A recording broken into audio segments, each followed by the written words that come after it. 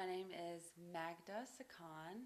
I am a Syrian American living in America, and I recently returned from 4 years in Syria where I was working as a teacher.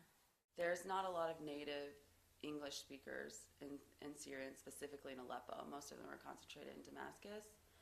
So I was offered a job at a private school teaching kindergarten. I did that for a year, and then I taught first grade for 3 years after that. I got to interact on a daily basis with what you would call the elite class of Syria. So I got an idea of how the class system really works there. It was all, for the most part, Arab students. There's a lot of mimicking of Western culture that goes on with these kids, and that was fascinating. Especially these pop culture influences that you see.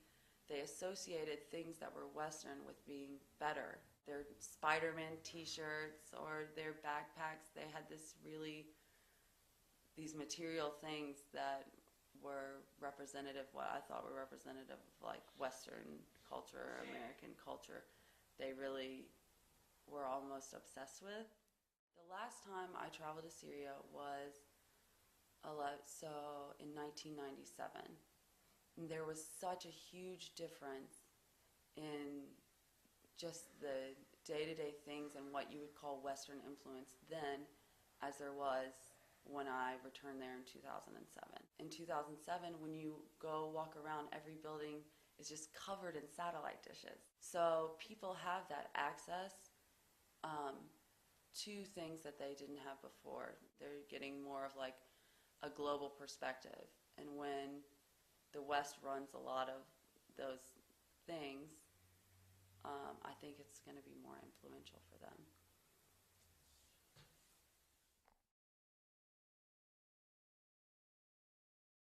When you have such a huge event like that, where there's a lot of tragedy and a lot of loss, people are going to have extreme reactions to it. There's this fanatical Muslim side that are these terrorists that did this horrible thing, and that's what we were shown a lot of, and there's anger towards those people.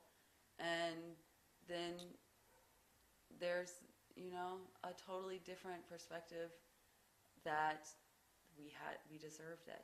This event brought such a negative light to a lot of Muslims. They became the poster people of terrorism. But then after that, there was this push for people to really understand the Muslim world. And it brought to light how people were mistreating Muslim people and the negative reaction, the backlash that happened against Islam after 9/11.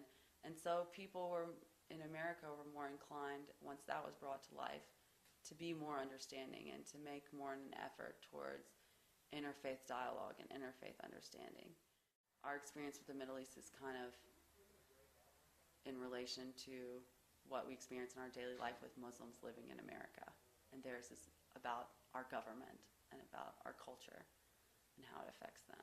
Their experience with the West affects them so much on a much greater scale than our experience with the Middle East, Iraq, Afghanistan, what goes on with Iran. I'm sure that plays a massive role in how a lot of Muslims feel about the West. Those things affect people there on a very personal level in their daily lives, whereas here, our policies about our foreign policy doesn't necessarily affect most people on a daily basis. We're a very insular country.